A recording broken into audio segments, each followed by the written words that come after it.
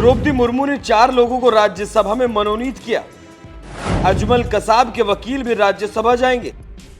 उज्जवल निकम को राज्यसभा में मनोनीत किया गया। निकम का नाम आते ही बिरयानी वाली बात ट्रेंड करने लगी।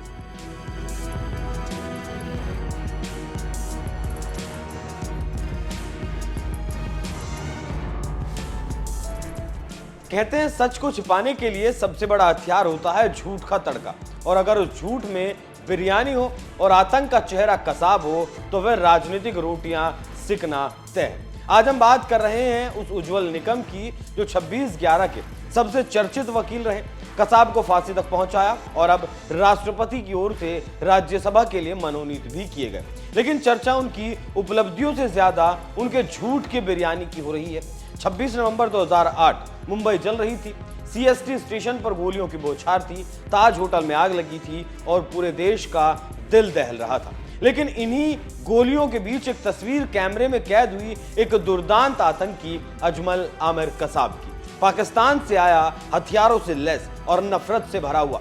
एक जाबाज कांस्टेबल तुकाराम उम्बले ने अपनी जान देकर कसाब को जिंदा पकड़ा और यहीं से शुरू होती है वो कहानी जिसका अंत फांसी था। लेकिन मोड़ है बिरयानी। अजमल कसाब की सुनवाई एक सामान्य केस नहीं थी। पूरा देश देख रहा था, पाकिस्तान झूठ बोल रहा था और अदालत में खड़ा था सरकारी वकील उज्जवल निकम ने तर्कों, सबूतों और कानूनी धाराओं से कसाब की ऐसी घेराबंदी की कि अदालत ने उसे फांसी की सजा सुना दी।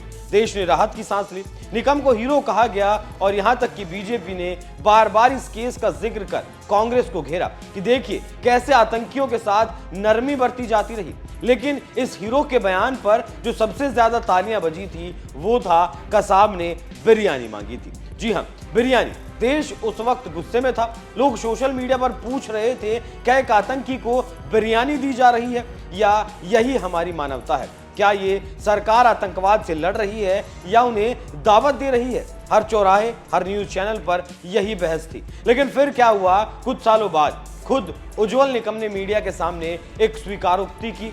कसाब ने कभी बिरयानी नहीं मांगी थी। मैंने ये बयान इसलिए दिया कि मीडिया का ध्यान भटक जाए ताकि आतंकी को पीड़ित ना बना दिया जाए।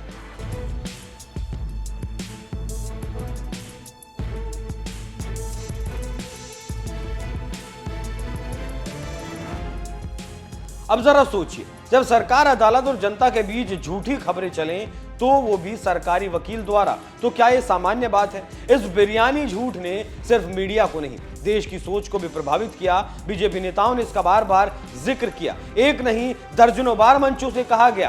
कांग्रेस सरकार ने कसाब को बिरयानी परोसी। इस झूठ ने आतंक से लेकर एक खास नैरेटिव गढ़ा जहां आतंकवादी को मुसलमान के तौर पर प्रचारित किया गया और फिर उस पर राजनीति की गई। और अब उसी उज्जवल निकम को राष्ट्रपति ने राज्यसभा के लिए मनोनीत कर दिया। मीडिया और विपक्ष कह रहे हैं ये फांसी दिलाने का इनाम है, ये झूठ फैलाने का पुरस्कार। क्या ये नियुक्ति न्यायिक उपलब्धि के लिए है या राजनीतिक उपयोगिता के लिए? क्योंकि निकम अब सिर्फ वकील नहीं, वो एक सुनियोजित नैरेटिव बिल्डर साबित हो चुके हैं। अब बात करें मीडिया की, तो क्या किसी न्यूज चैनल ने यह जांचा कि सच क्या है? क्या किसी ने जेल अधिकारियों से पूछा कि क्या बिरयानी वाकई में परोसी जा रही है? नहीं, सबको सनसनी चाहिए थी, टीआरपी चाहिए थी। कसाब खा रहा है बिरयानी। इस लाइन ने हेडलाइंस को भून डाला। लेकिन जब उस हमले के सबसे बड़े गवाह सरकारी वकील खुद झूठ गढ़ते हैं और फिर उसी झूठ को प्रचारित कर राजनीतिक रोटियां सेकी जाती हैं तो लोकतंत्र की आत्मा घायल होती है।